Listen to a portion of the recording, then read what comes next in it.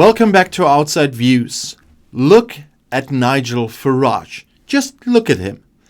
Every time the security of Europe is on the line, every time a sovereign nation is fighting for its very existence, there he is, right on cue, doing exactly what the Kremlin needs him to do. It's January 2026 and we are witnessing what I can only describe as the most blatant behavior of a Putin puppet we have ever seen in modern British politics. We have a situation where the UK and France, standing as the last line of European defense, have signed a declaration of intent to send peacekeeping troops to Ukraine after a peace deal. And this isn't about starting a war, it's about making sure the one we have actually stays finished. And what does Nigel Farage do? He goes on Times Radio and announces he will vote against it. He doesn't even bother to show up at Prime Minister's questions to look his colleagues in the eye. No, he skips the comments, skips his duty as an MP, and chooses a radio studio to tell the world that Britain should leave Ukraine, and by extension the rest of Europe, completely exposed. Pat McFadden, the cabinet minister, called it parroting Kremlin lines, and I honestly think that is being too polite. When you say exactly what Vladimir Putin wants to hear, at exactly the moment he wants to hear it, you aren't a patriot. You are a mouthpiece. Farage claims he's worried about manpower and equipment. But this is the man who spent years telling the British public they could stand alone, that they were a great power that didn't need its neighbors.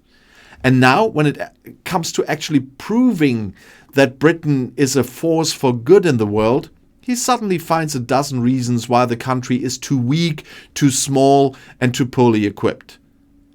It's the ultimate hypocrisy. He says they'd be exposed if they stood with the French. Exposed to what, Nigel? Exposed to the responsibility of keeping the peace? Or exposed to the fact that your entire political career has been built on isolating your country and leaving it vulnerable?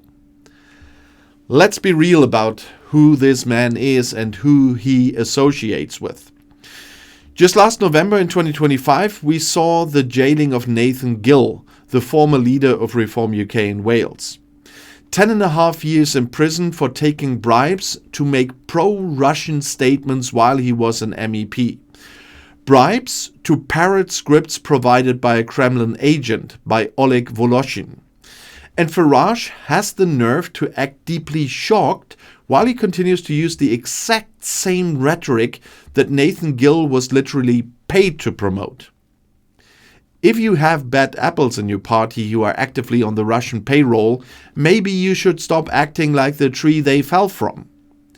And Farage has always had this weird creeping admiration for Putin. He calls him a political operator. He warns us not to poke the bear with a stick. In his world, the victim of a brutal invasion is the one provoking the bully. It's the classic logic of an enabler. If you didn't want to get hit, you shouldn't have been standing there. And I find it absolutely revolting that someone who claims to love his country would so consistently undermine its strategic interests. This troop deployment is a guarantee for the whole of Europe. It's about making sure that the borders of 1945 aren't redrawn by a dictator in 2026. But Farage says no.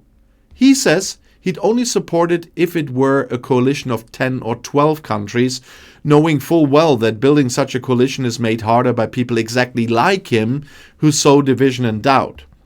He points at Giorgia Meloni having a cigarette or the Germans staying home as an excuse of Britain to do nothing. Well, the Germans will not stay home, but they will not go to Ukraine. And if you know anything about history, you will know why. It's the schoolyard defense of I won't help because they aren't helping. And except this isn't a schoolyard, and he should better remember his school times. But I'm not going there right now. It's a continent where people are dying, and while he's making these excuses, he is skipping the comments. Think about that. He fought 7 times to get elected as an MP, finally gets the job in Clacton, and then skips the first PMQs of the year because he'd rather be a radio pundit. It proves he isn't a man of the people or a dedicated representative. He's a narcissist who only cares about the sound of his own voice and the approval of his core support. A support base that he himself admits is solidified by allegations of racism and anti-Semitism from his school days. 34 former schoolmates at Dulwich College have come forward to describe his aggressive banter involving racial epithets, that's really hard for a non-native speaker, and hissing noises at Jewish pupils. And he just shrugs it off as complete fantasy island. He shrugs off the £13,000 he made from X, a platform he uses to spread misinformation, even when it's pointed out the money comes from a platform rife with toxic content. And everything is a shrug to Nigel. The invasion of Ukraine, a shrug. His party members taking bribes, a shrug. His duty to his constituents, a shrug. But when the UK government tries to take a stand for European security, he suddenly finds his voice. And that voice sounds remarkably like it was recorded in Moscow. He compares a potential peacekeeping force to the British Army of the Rhine, saying they don't have the facilities. Maybe if they hadn't spent the last decade tearing themselves apart over the internal dramas of the right wing, they would have better facilities.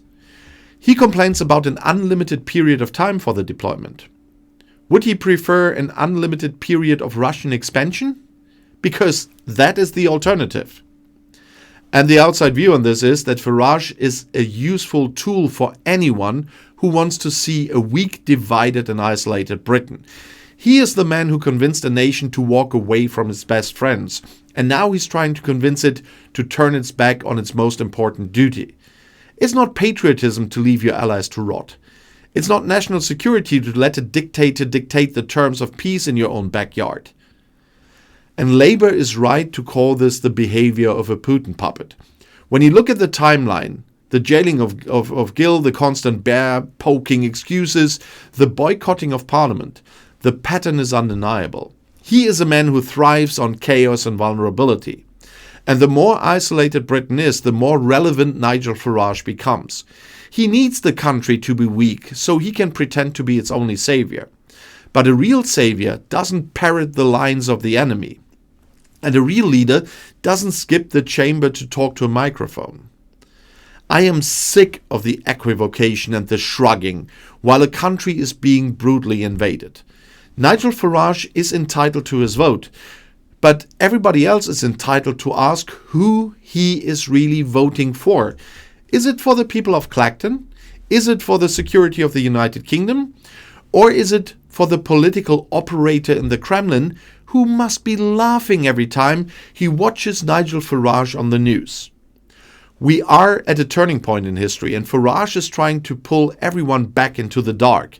He's an insult to every soldier who has ever fought for freedom.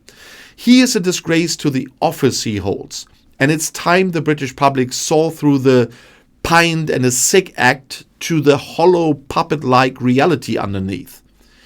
You cannot trust your security to someone who is so eager to give it away for a soundbite. And the puppet isn't even hiding the strings anymore. He's practically pulling them himself for the cameras. And I, for one, have seen enough of this show.